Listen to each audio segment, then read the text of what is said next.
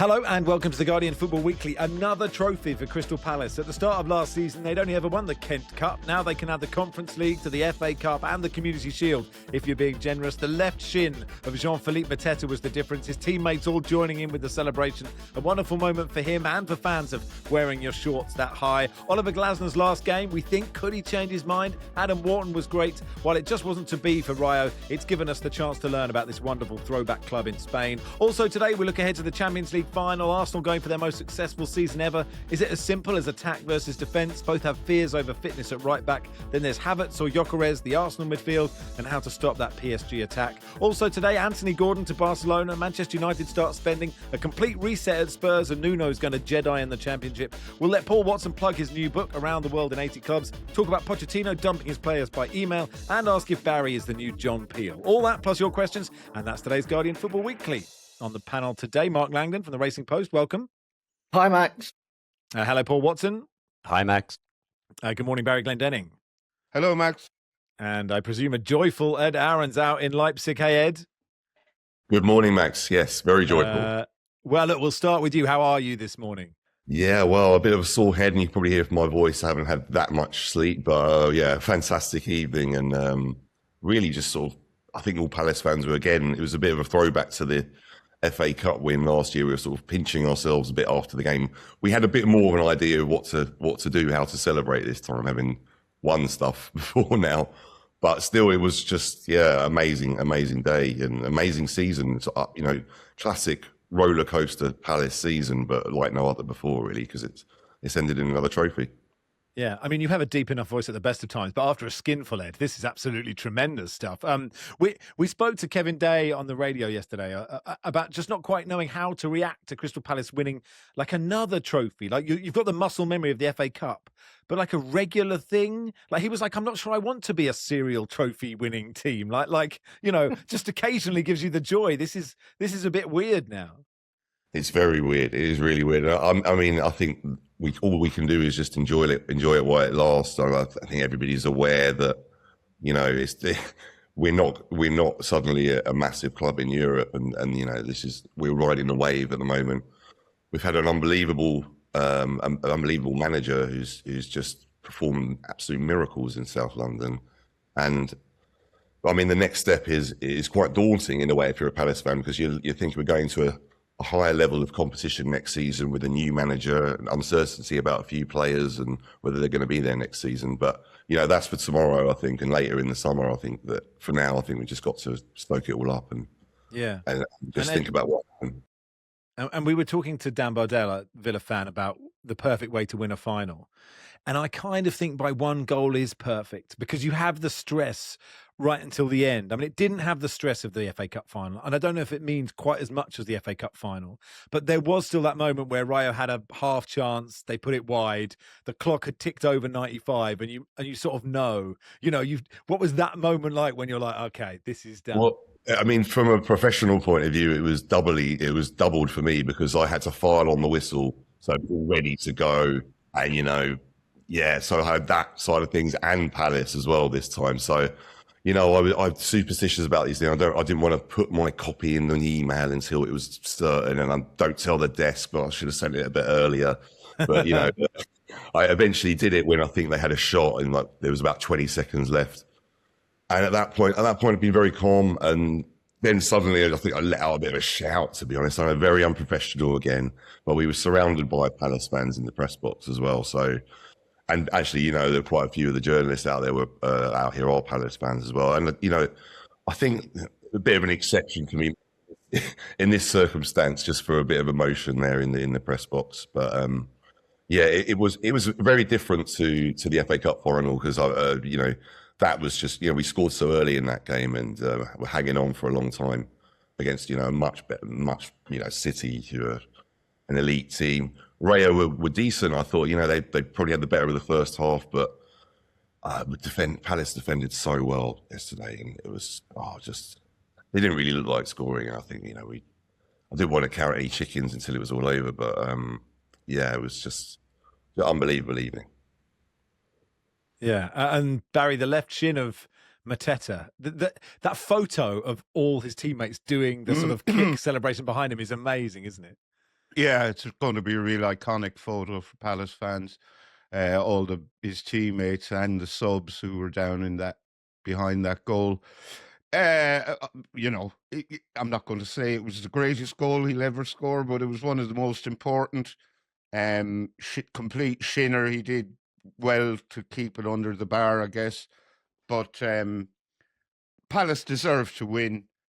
That period of dominance they had in the second half, I thought another goal was inevitable. It didn't come, but they came so close, hitting the post with that free kick before it hit the other post, before Chadiria couldn't quite sort his feet out in time to poke it home. And then Mateta hit the post, so hitting the woodwork 3 times in the space of a couple of seconds. And then Adam Wharton playing the quick ball forward to Pino, who's crossed for was a little bit behind Mateta, but even so, he managed to get a shot away that forced a brilliant save out of Batella. And I'd have been happy enough if, you know, I've glad for Palace. I know quite a few Palace fans, and no better man than Kevin Day to find the cloud in the silver lining of winning a European competition by worrying that Palace are going to become serial trophy winners.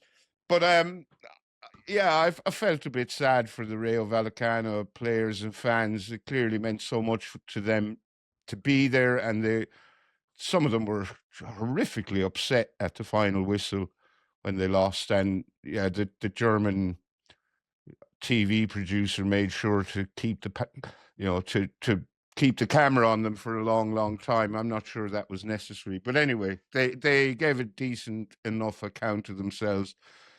But amid all the cheerleading for Palace, and I don't begrudge them this at all in the slightest, we do have to remember they work on a budget that's 4 times higher than Rayo Vallecano, so they should be winning that game. Yeah, well, we'll get to that in a bit. Mateta's story, Mark, is fascinating, actually. You know, and it's a sort of a triumph of perseverance. I get to this level. Yeah, absolutely. And I think there are times when he still looks like he maybe doesn't belong at the very highest level in some of his work, but he's a very effective forward, and even the kind of redemption arc with Crystal Palace fans having been booed onto the pitch when his sort of January transfer didn't go through, and then to score the winning goal in a European final is a nice touch. I felt from the game really that, and Ed feels tense, and it would have felt tense for a Palace fan as a neutral that really didn't care who won. Like, I felt after about 10 minutes, like, I just can't see how Rayo are going to score in this game. And, Mitchell had a chance right at the end of the first half, and then the dominance in the second half. And even when Rayo were pushing late on, I just, it felt like a sort of Palace team that was physically so much more imposing, and they, as you'd expect, Barry's already sort of referenced the difference in budgets, and Palace fully deserved the win.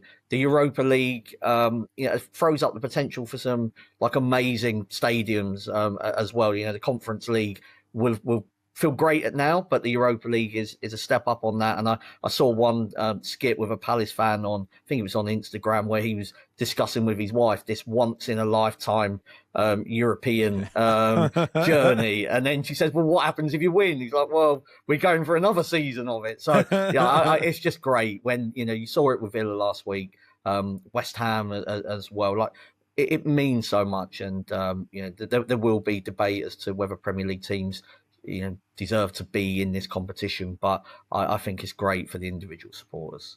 Paul, I don't know where you stand on Adam Wharton, and should he be on that plane? And I'm pretty happy with Tuchel's squad, but it's annoying there's no place for him, and he was brilliant, I thought, last night. Yeah, literally. I'd put him on the plane just for that one ball, but for the Mitchell header. Yeah. That was the most ridiculous pass. The way he did it, it was as if he was just couldn't be just tossed that ball in there. It was an amazing pass. But yeah, I mean, Wharton was absolutely brilliant, and Vallecano had no answer to him.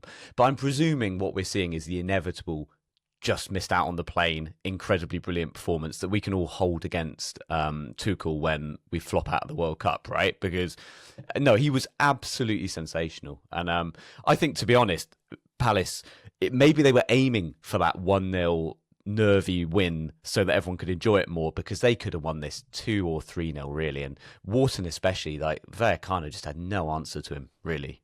Yeah. David Squires sent me a message going, not taking Adam Wharton to the World Cup is an act of cultural vandalism, like throwing soup at a Rembrandt. If the soup is Jordan Henderson and the Rembrandt is my hope of seeing England win a World Cup before I die. A word on Glasner, Ed. Like, is there any chance he'll change his mind? Palace don't have a manager lined up. It's a pity, we've asked him again and again, and yesterday one final time, and no, he's said. I think.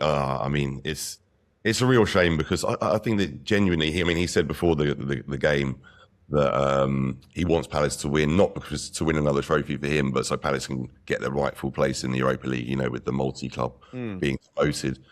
And he also said that he thinks that they can win it. And I know we've been having this chat a little bit that, if Palace kept Glasner and invested like they did in January, then they could potentially be in contention to win the Europa League next season, depending on how they manage the season. They've obviously got to try to stay up in the Premier League again. But with him leaving, you kind of fear for what comes. I don't want to be too negative, but the replacement is going to be such a big decision for Palace's board. Who comes in? And are you annoyed with the board that it's got to this stage? Because Glasner basically sucked up having best players sold and not investing enough for one season and winning something, and then that why he was like, look, you've let these players go, Eze go, Gay go in the window, and. Like, could they have done more? Could Steve Parish have done more? Like, again, you can't be annoyed with Steve Parish. He's delivered you 2 trophies as well. It's hard. I think what you can say is that they could have done more earlier. And by the time, they spent all that money in January, it was far too late to convince him to stay. He was set. He'd been pushing, trying to sort of raise the standard of the club and, take them to the next level, essentially. And for a couple of transfer windows, all the Mark Gay stuff last summer, and then it was irretrievably broken, the relationship, in terms of him staying beyond this season. And he's a man of his word. He's also been living away from his family for more than 2.5 years, and I think he feels that it's time to sort of for a fresh break. And also, we have to remember that when he left Eintracht Frankfurt, he had quite a long time out of the game before he took the Palace job, and he said that he turned down a few jobs then, I think. So I think he's wise, really. There's nothing that's obvious on the horizon for him at the moment. Just take his time. His stock is incredibly high again. I think he was really affected by the way that things were dealt with, the way that other clubs see him in terms of potentially hiring him, and speaking out against the board won't have gone down very, very well. But, he's always, I've found him just to be always really honest about things and really genuine guy who wanted the best for Palace. And I think that's what he was trying to do. And I think most supporters realise that now, obviously, how successful he's been. Yeah, I just think sort of like Palace is, like, knowing where you are in the pecking order is not a bad thing, and you can actually be a really well-run club. So, like look how good Lacroix is that's come in, and I'm sure he could be the next one to follow Gahey. But you lose Elise, you bring in Sarr. You lose Eze, you bring in Pino. Palace are doing very well, and it's very difficult to keep doing that. And somebody like Southampton, eventually, it can catch up with you doing that. But there is definitely at that kind of level, not selling players at the right time, and you can go backwards just as quickly holding on to them, and kind of contract eventually runs out or whatever. So, I understand Glasner's frustration, but I think as a club, I think Palace and might irk the supporters, but I think just looking from the outside, I think it's a really good way to run a club, and you can show players from the EFL, somebody like Adam Wharton, come in, we will play you, and we won't stand in your way when a really big club comes in. We won't make it too difficult. And I think that actually then encourages the next wave of player to kind of use Palace as a stepping stone. Now, that might not be the perfect solution for those that go to Selhurst every week, but I think it is. It's probably the best way to run a club at that level. Yeah, I mean, Adam Morton he said before that he was attracted by Palace's record with Eberechi Eze and Michael Elise. So it is, you're right, it's a snowball effect. I think the key to, this season has been keeping all but Gay and Eze are still there from the cup final team. 9 of the players that started the cup final played yesterday, with Pino and Canvo coming in. And I think that this summer, there's going to be a bit more churn. I think there's a few players leaving, want to leave. Kamada is out of contract. Mateta, we'll see about him. Munoz, Wharton's got loads of suitors, like you said, Lacroix. Even Dean Henderson, who's been absolutely amazing for Palace. I mean, yeah, if they can keep hold of, or maybe sell 2 maximum, then you think that they could have a good season next year. But any more than that, then you really start to fear for them a little bit. But yeah, a big summer ahead. Yeah, I mean, this was our chance as well, Baz, to learn about Rayo Vallecano. And like Sid wrote a great piece, but they're an incredible club. They don't sell tickets online. People were queuing up for 3 days. You can't buy the kit online. You have to go to the club shop. They've only got 3 stands. It's amazing they finished 8th in La Liga with this. You can't add to basket. You have to go there if you want the shirt. Yeah, well, I was already familiar with the Rayo Vallecano story just from reading Sid's articles about them over the years, and it's clear Sid holds them in extremely high regard and has a soft spot for them. Phil Kiltramides, friend of the shows, was on TNT last night as well, and he was doing their Get to Know You segment for the benefit of people who aren't familiar with Rayo Vallecano, and he did a very good job. And it was obvious, actually, from watching TNT's coverage, which of the people involved had done their homework and which hadn't. I think that tells you a lot. But anyway, that's by the by. But it's a fascinating story for anyone who doesn't know. They actually have a lot in common with Palace, because Palace are in Croydon, this borough of London that's not particularly, not wealthy at all. And Rayo Vallecano used to be similar in Madrid, and both have kind of been consumed by the city as it grows outwards. And Vallecano, as I've said, they operate in a budget 4 times lower than Palace. They punch well above their weight, just being in La Liga in the top flight.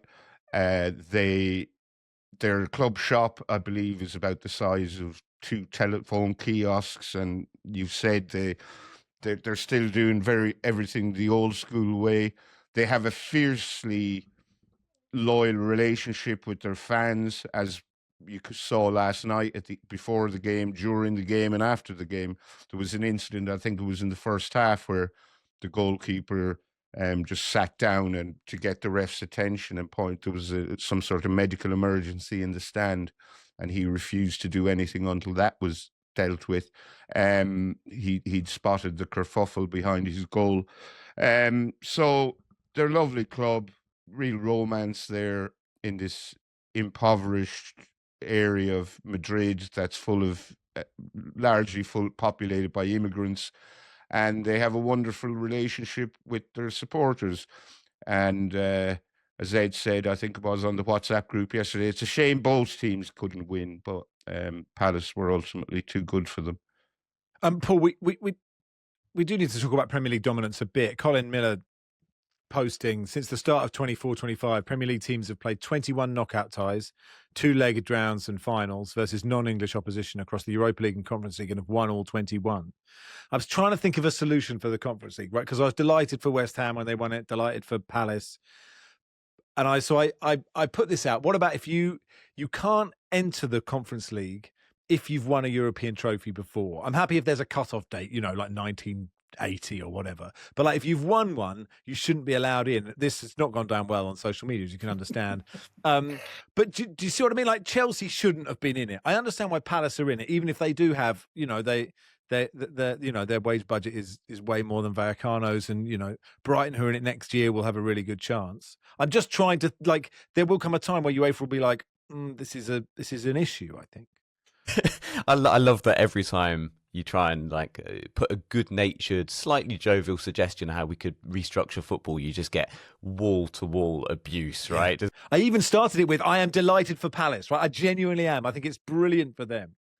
Yeah. I mean, it's a weird situation, isn't it? Yes, there is clearly a problem. Like, it shouldn't be this way. And we're talking about the disparity of wage bill. This one was an especially stark one because of Rayo Vallecano's unique situation, right? So it's not. This was more pronounced partly because even within La Liga, Rayo Vallecano are a complete outlier. They shouldn't exist. You shouldn't.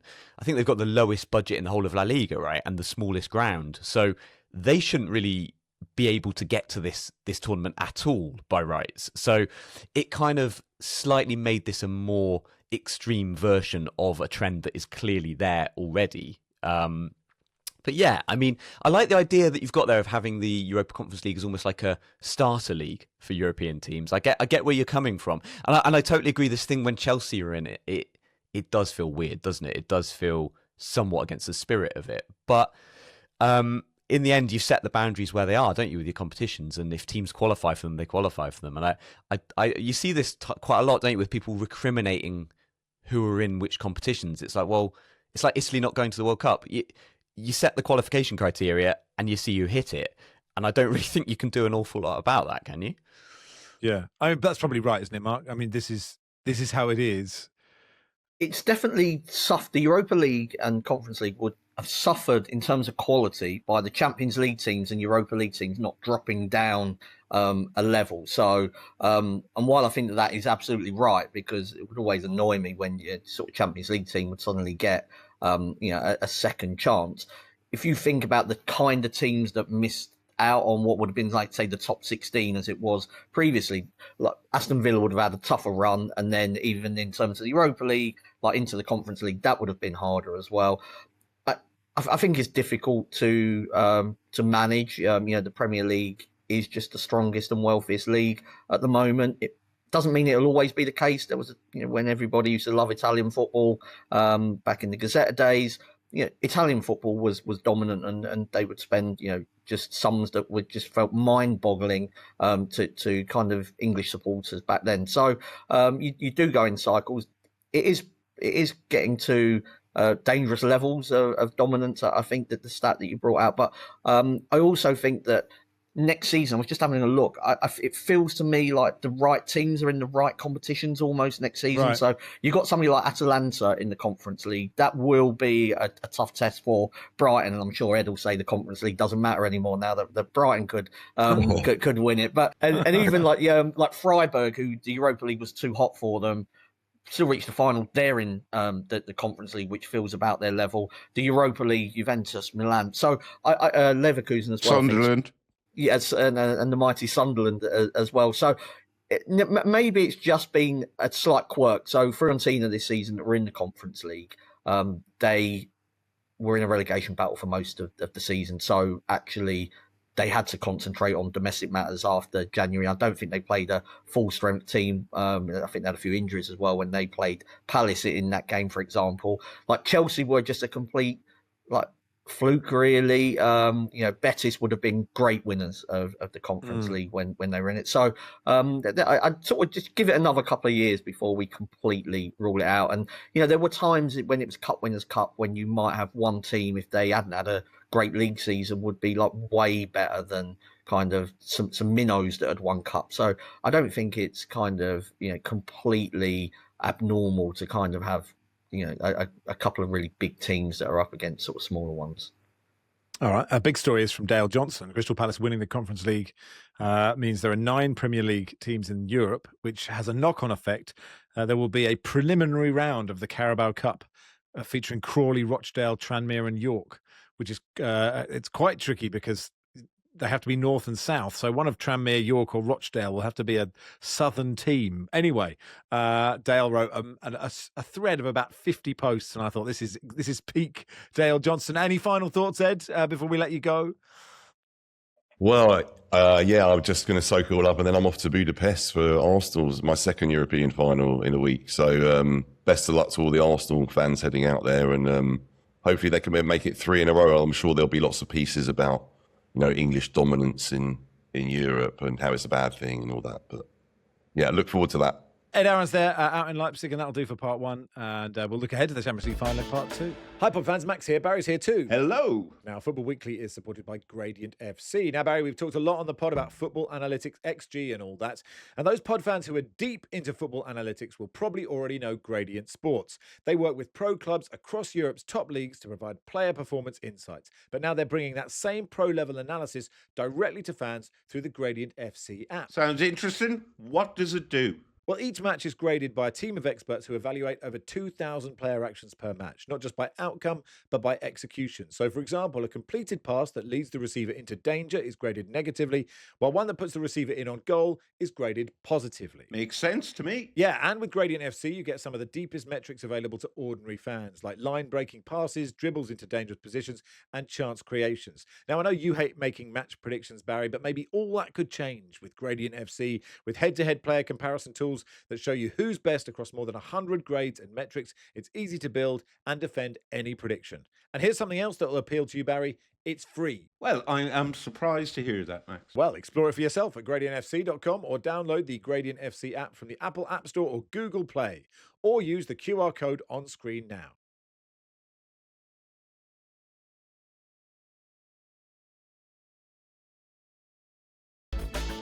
Welcome to part 2 of the Guardian Football Weekly. So PSG Arsenal at the Puskás Arena in Budapest, 5 p.m. UK time. Only 9 teams have completed an unbeaten Champions League campaign.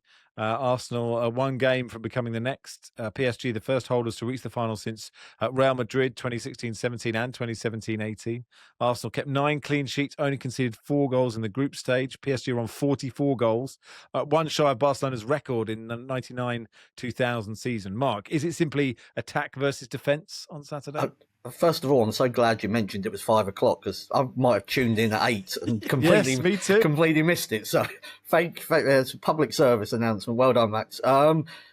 Yes, it is going to be attack versus defence, unless PSG score in sort of first or second minute and it sort of changes the rhythm of the game. But I don't think Arsenal should be ashamed to play in a kind of cagey way. I think it's the best way to try to beat PSG.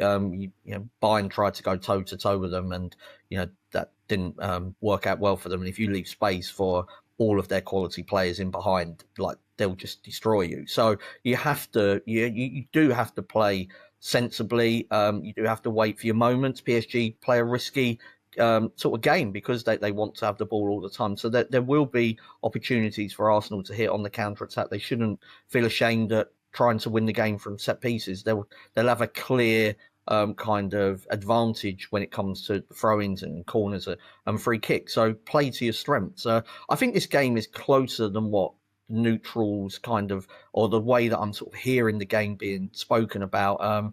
Like in sort of betting odds, it's like 60-40 PSG Arsenal, and the way I'm hearing it being spoken about is if like PSG are this dominant team that are just going to stroll to victory. Now, if they play at their best, maybe they will win the game, but I think it's a lot closer than kind of, I suppose, the average person sort of is assuming it will be. Well, you're well above the average person, of course. There, yeah. Let that slip, didn't you? Mark Langdon knows he's above average. I mean, that is the point, though. Mere civilians think it'll be a walk in the park for.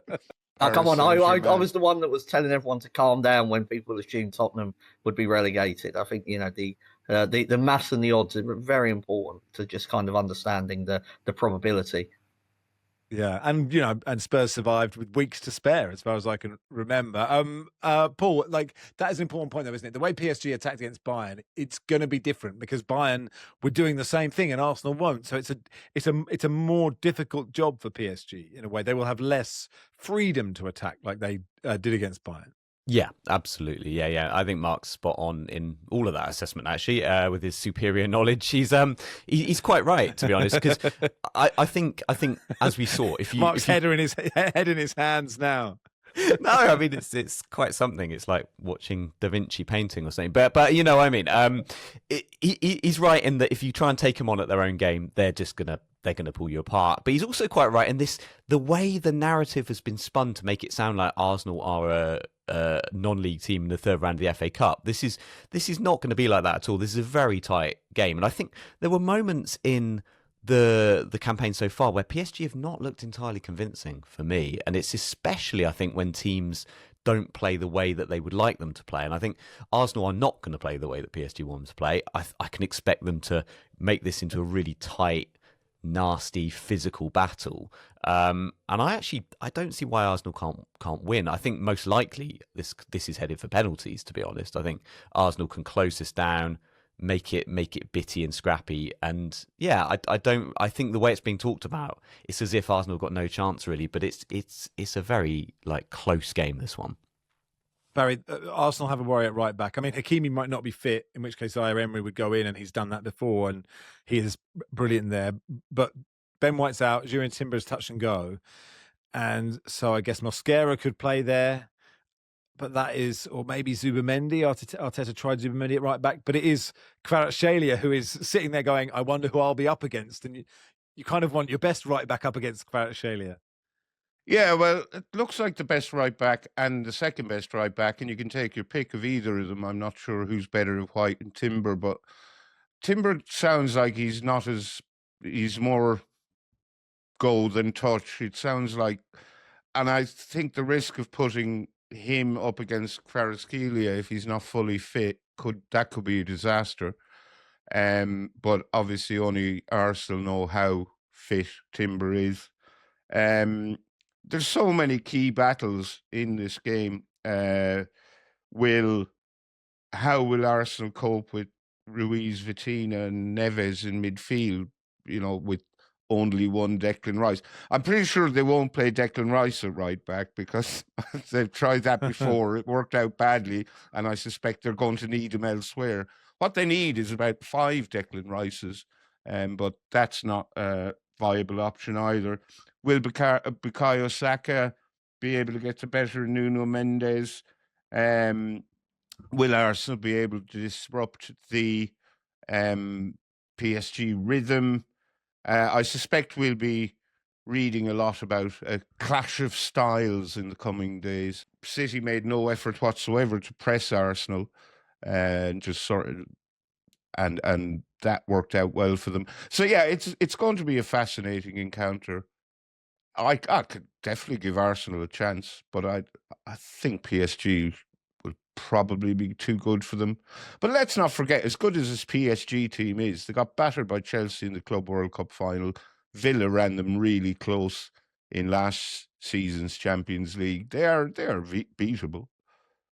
Is Ruiz is fit, isn't he? Because he's not been fit for a lot of the season, Mark. Is that? Yeah, so Fabian Ruiz and there has been accusations that he kind of was not pushing himself to get back and kind of be ready earlier than maybe some of the Parisian-based journalists wanted him to be, and he was getting criticism for that. Ousmane Dembele went off in the last league game a couple of weeks ago, but has returned to training. Hakimi also returned to training late this week, but whether that's enough to start a Champions League final, hard to say at the moment. And I think from sort of Arsenal's point of view, I would play Kai Havertz rather than Gyökeres up front. I just think that neither's going to get great change out of what is a very strong centre-back pairing of Marquinhos and Pacho. And if I was Arteta, I would want the extra kind of midfield body, because you don't want that midfield three of PSG getting into a rhythm, Neves,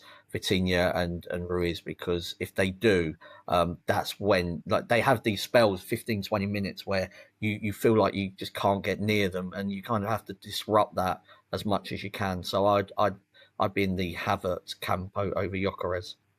Yeah, it's a really interesting choice, isn't it? Because, and actually it kind of works quite well if you give Gyökeres 20 minutes when they're a bit knackered to sort of, try and be a bit more of a battering ram. And then you've got who Arteta plays in midfield, Paul, because, we all expected Zubimendi to play against Atleti, wasn't it? And Lewis Skelly played. You sort of think, wow, that is, Lewis Skelly is playing in this game against that midfield. I mean, as they say, he's young and has no fear. If I was that young, I'd be absolutely shitting bricks to be playing in the Champions League final.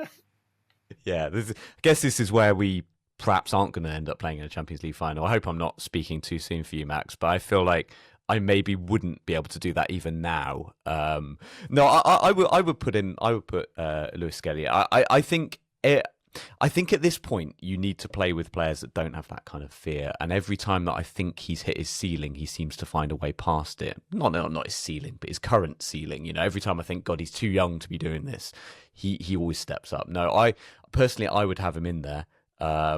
And it sounds mental to be saying that, you know, it's a Champions League final, but I actually think that would be your best option.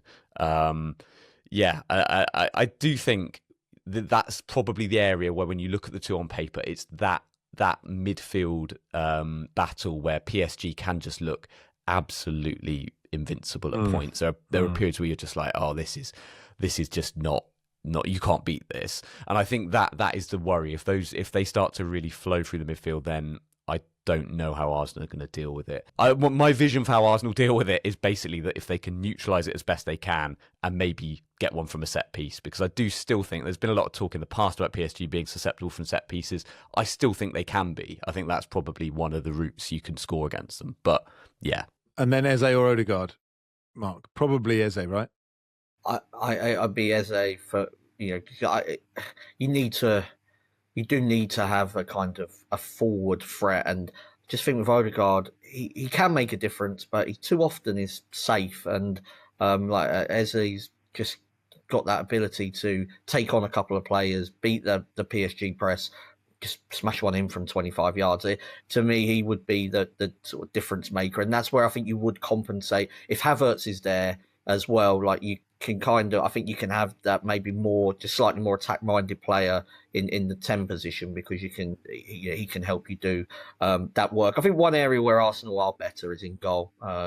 Safanov, and they spoke about him before. Was it Barney that was suggesting he looked like he did come out of a Kent nightclub? I think it was, and like, he does. I don't know if he just looks dodgy because of the ponytail, but he's definitely unconventional in the way that he makes his saves. And Raya, he's just been exceptional for Arsenal, and he is capable of just having like an incredible night and sort of, you know, just saving everything that PSG throw at them. I'd probably go for a PSG narrow win, but it would, you know, those are the type of things Arsenal are going to need to go their way. I think if they're to win, Raya needs to play well. You need to, you know, somebody to just do something special in that final third. I think it is about time that I admit that signing Raya and putting him in ahead of Aaron Ramsdale was the right call from Mikel Arteta. I think it probably is.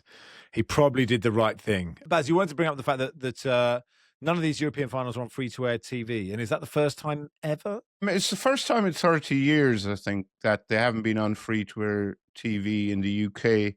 And it's down to a mixture of corporate strategy on the part of Warner Brothers, who own TNT Sports, who have the rights here, and their rights end this year. Government policy, in that the government don't have the legal clout to insist on these finals being free to air, and expiring contracts, as I've alluded to. So Warner Brothers Discovery are the parent company of TNT. In previous years, they voluntarily put these finals on, made them available to watch live on YouTube as a gesture of goodwill and a tactic for marketing. This year they haven't. And that's because they're using coverage of the finals that we have to pay for to drive subscriptions to HBO Max, which will have the rights from next season. It's quite boring. But so they have no incentive to keep free viewers happy, basically. And UEFA could have inserted a clause in their contract with TNT to have a strict must be free for the final, but they didn't do that because it would cost them some money.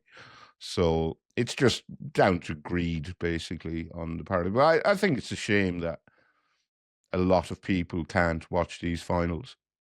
No, I mean, I agree with you. I suppose the argument against it is, you know, there's no Premier League games on free to air. For example, they don't put the final day of the season on free to air. If you buy the rights, you buy the rights. right? Yeah, I mean, you can make arguments, and I'm always amazed actually if it's whether it's increased ticket prices or this kind of stuff or the price of replica English shirts. You will always find a certain section of the people who are being fleeced will rush to the defense of the people who are fleecing them.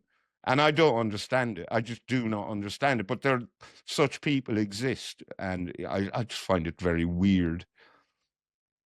Are you accusing me of that just because I asked that? I'm in the devil's advocate role. No, it's a legitimate question, and I don't have the answer to it. But at least on, the last day of the season, you can watch Match of the Day later. And I guess you can watch. There's probably BBC highlights of this. I know. Yeah, I do they know have what highlights you mean. of the Champions League final. Yeah. No, I know what you mean. It's just it's finding a tricky balance, right? And for what the money that they pay for the rights adds to the amount of money that clubs have to buy good players that make us like the teams more, etc., etc. I guess. But you're right. I don't have the answer either. But my general feeling is most people support teams who don't have good players. Yeah, there is that. Anyway, that'll do for part 2. Part 3 will begin with some transfer news. Welcome to part 3 of the Guardian Football Weekly. Barcelona have agreed personal terms with Anthony Gordon on a fee of £70 million. Paul, what do you think about this one? I've got various views on it, but I think it's actually in a way a very good signing for Barcelona. I just can't quite get over the price tag. I feel like it's so much money for Anthony Gordon, and I don't know if I'm still just very old and that is actually just a completely fair amount to put on him. I feel like this is a lot of money for Anthony Gordon, but also I'm kind of imagining it from Anthony Gordon's perspective. He must be absolutely over the moon, right? Just imagine signing for Barcelona. I don't feel like he's the kind of player that ever felt like he would sign for Barcelona. But again, maybe I'm still looking at things from an old lens where English players were less likely to do this. But I just think you'd be so happy, wouldn't you? Question of how good is he, Mark, and what it means for Marcus Rashford. I think after my average Joe faux pas earlier on, maybe I'm the Anthony Gordon of football punditry. I think Gordon is underrated in the Premier League terms, and Barcelona and Bayern Munich wanted him. Thomas Tuchel loves him. It hasn't finished well this season for him at Newcastle, but there were times earlier on in the season and during his time at Newcastle where I felt like he was kind of ready for that next step, and Newcastle will feel like they are awaiting maybe the final step. But I think that he is.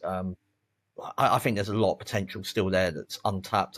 The way that he runs in behind causes a lot of problems for teams. I'm not actually sure that he's exactly what Barcelona need. When I look at kind of the quality they've got in that forward line already, I would have felt like spending that money on a centre forward, given Lewandowski's age, might have been the wiser option. As far as Rashford goes, I mean, I would assume that he does a similar job. They're going to be competing, aren't they, for that England spot on the left-hand side? And but you never say never with Barcelona because they have a weird way with kind of transfers and their policy for bringing in players. But I wouldn't have thought you'd bring in both.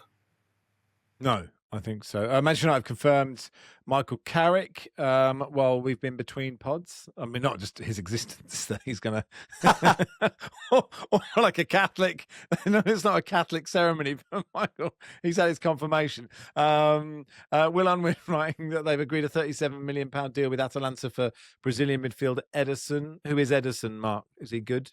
Casemiro replacement defensive midfielder, has been very good. He was very good for Atalanta when they were Europa League winners and kind of knocking on the door of being one of them Champions League teams that was dangerous. I think Atalanta have gone backwards slightly this year, not through any fault of Ederson, and he feels like a Premier League ready player. I don't think there'll be any, from a physical point of view and the way that he gets around the pitch, he kind of should be suited to the Premier League.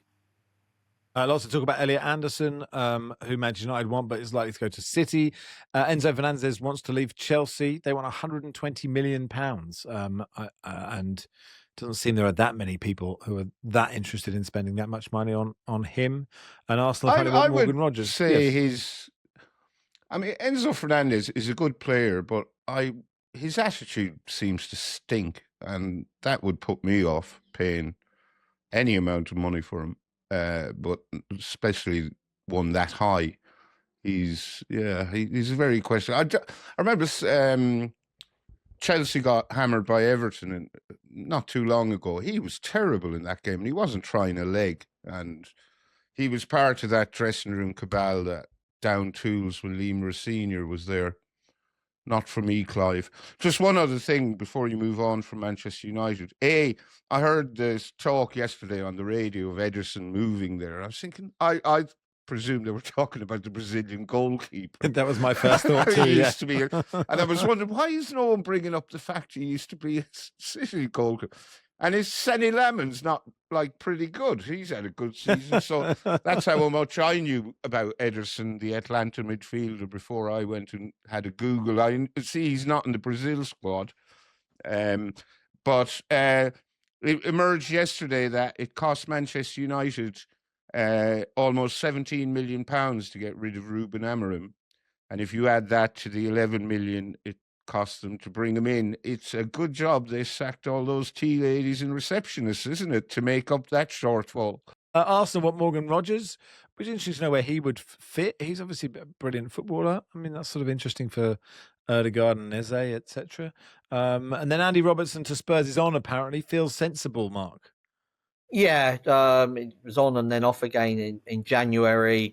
Ben Davies set to leave the club, so somebody that is very good in the dressing room, which everybody seems to think Andy Robertson is. Very experienced player, won't necessarily have to play every week, but is very sort of strong competition for Udogie at left back. There seems to be this belief that Tottenham will go for more experienced players this year after maybe focusing on young players previously. They have been also linked with John Stones as well. I just got to be careful of going for too many of that type of play. You end up with like a Harry Redknapp style squad, and Expendables. But in isolation, I think Robertson is a very clever and solid signing, and just a good guy.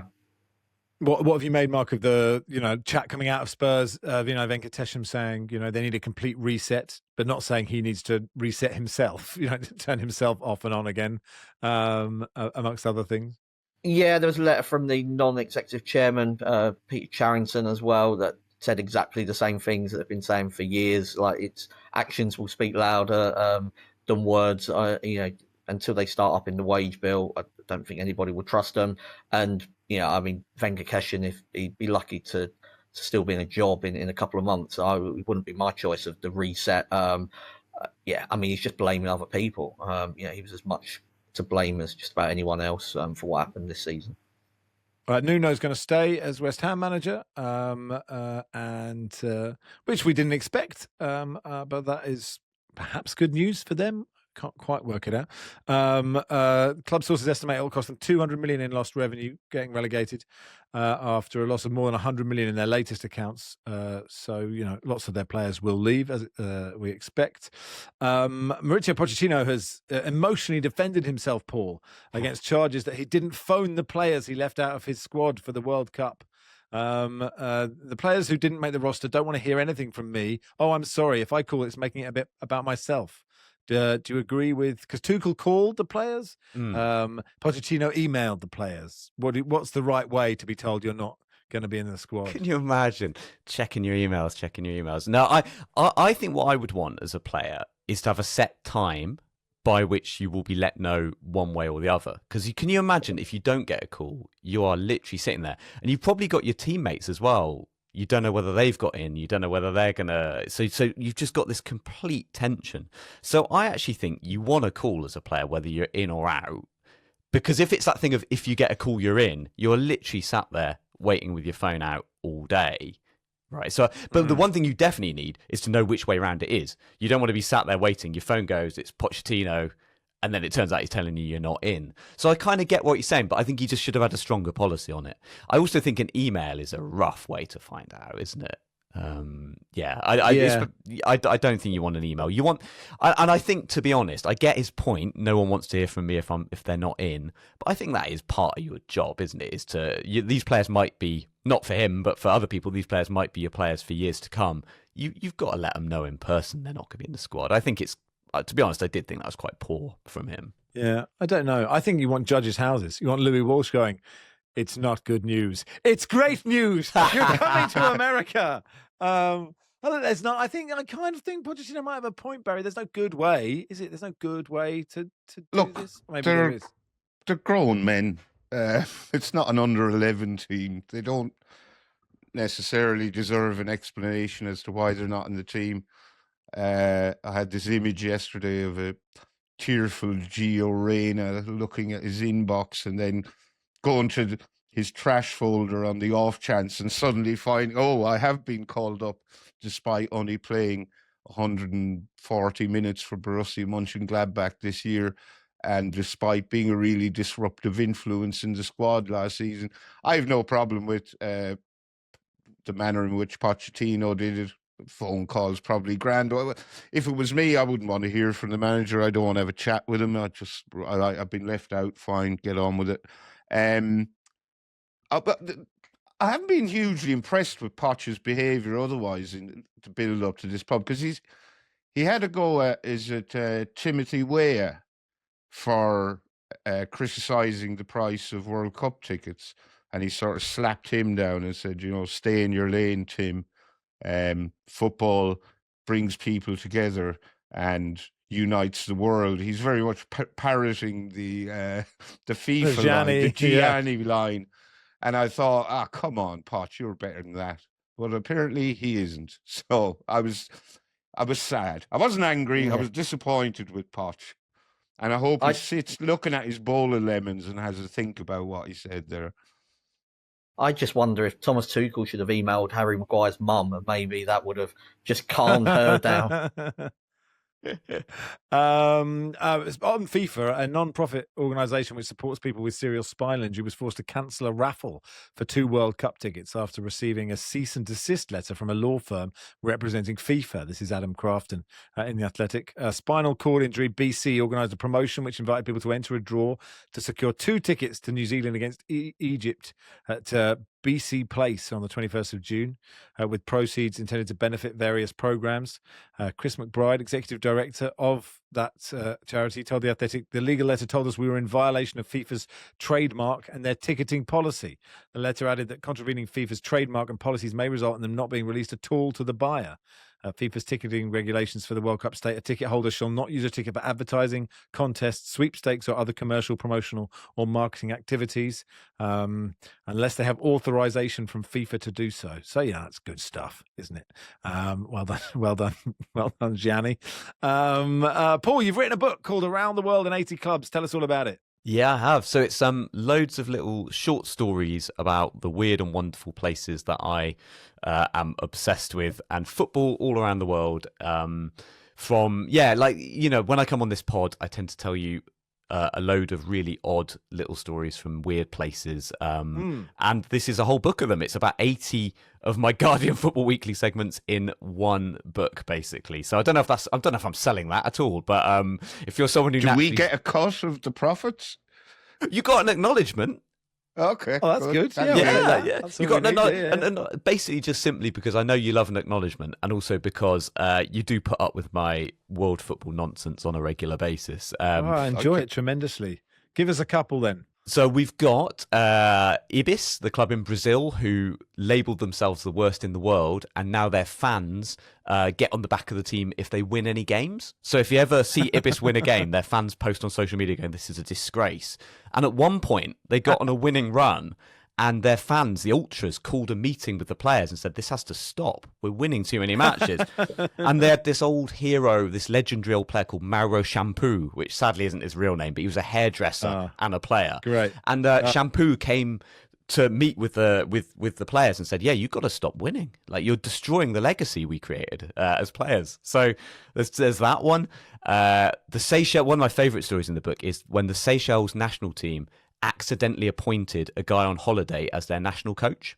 It was a case of mistaken identity. A guy called Andrew Amos Morrison, who was a football coach, but he was a kind of community coach, very good coach, but just a community coach, was there on holiday.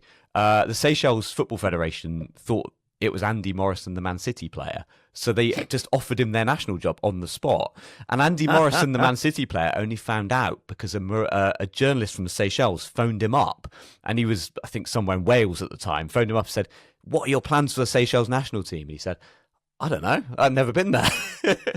And the best thing is the statement the Seychelles FA put out. Initially, they were going to give the other guy 6 months to prove himself. They then took his contract away and put out a statement saying he was not the man for the job. It's like, well, quite literally, he wasn't the man.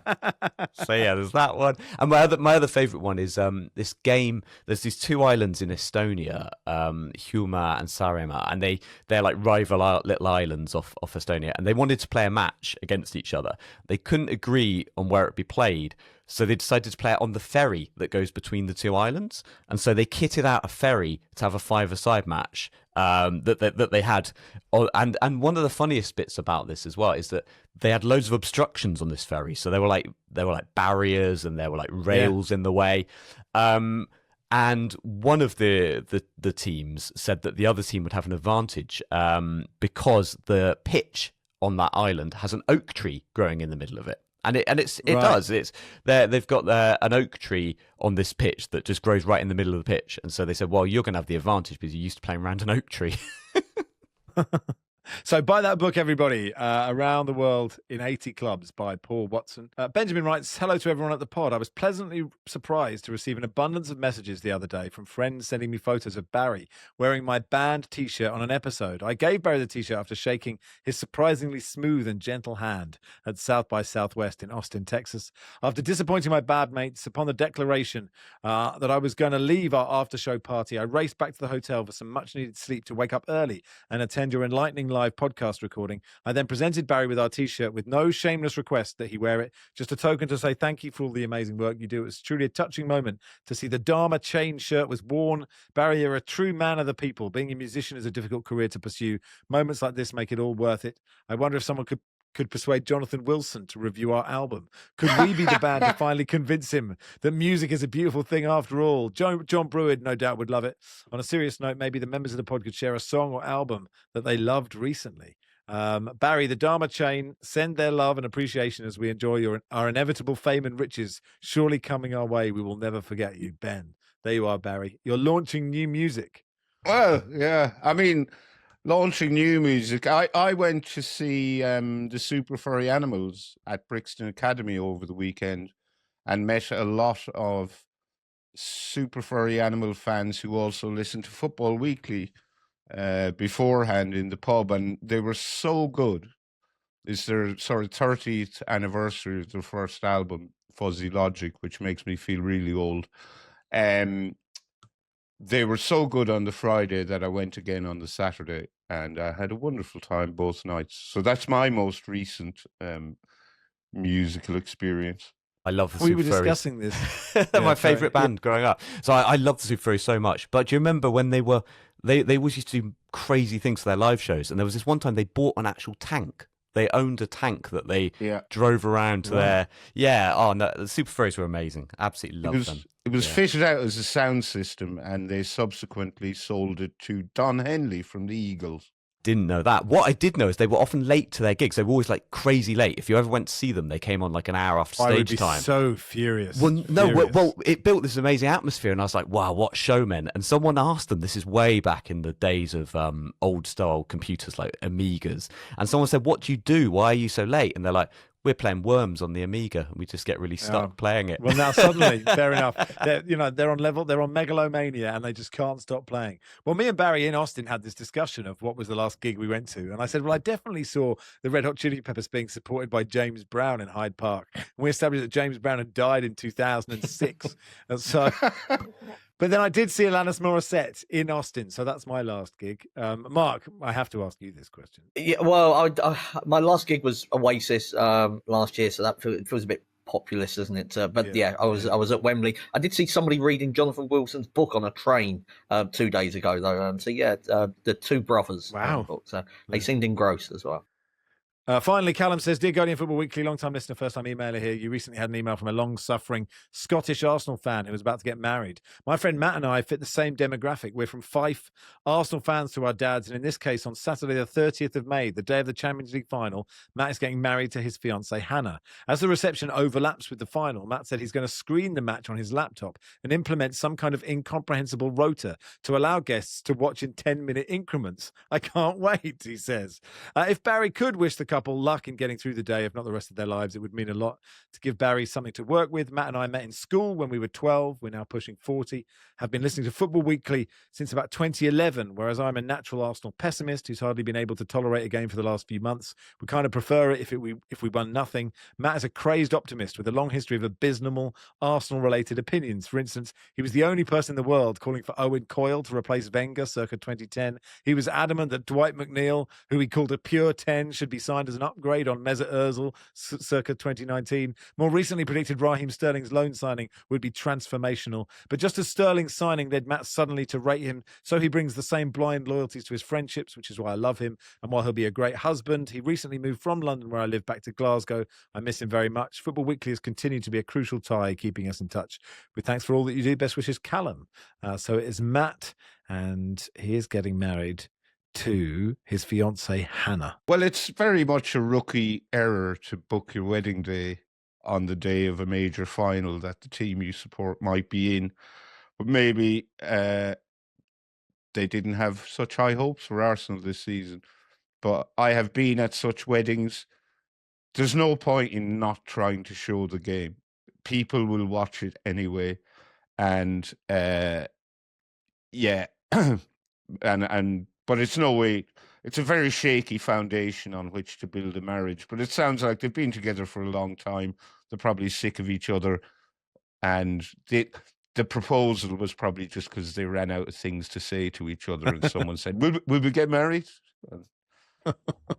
That's lovely. Have a lovely day and enjoy the Champions League final. We'll be back if they're on from Monday. Fife, should they not be like supporting Dunfermline or East Fife? Well, or they're someone? through their dads. You know, you're allowed to support right. Sorry. who you want to support. No, Anyway, you we'll be are, back of course. Yes. Yeah, we'll review the Champions League on Monday, then we'll get on with our World Cup previews, then we'll fly to LA and kill each other, and I look forward to all of those things. Paul's joining us for a week, you're joining us for a week as well, Mark, so that'll be great. So we'll see you in person soon, but that'll do for today. Thanks, everybody.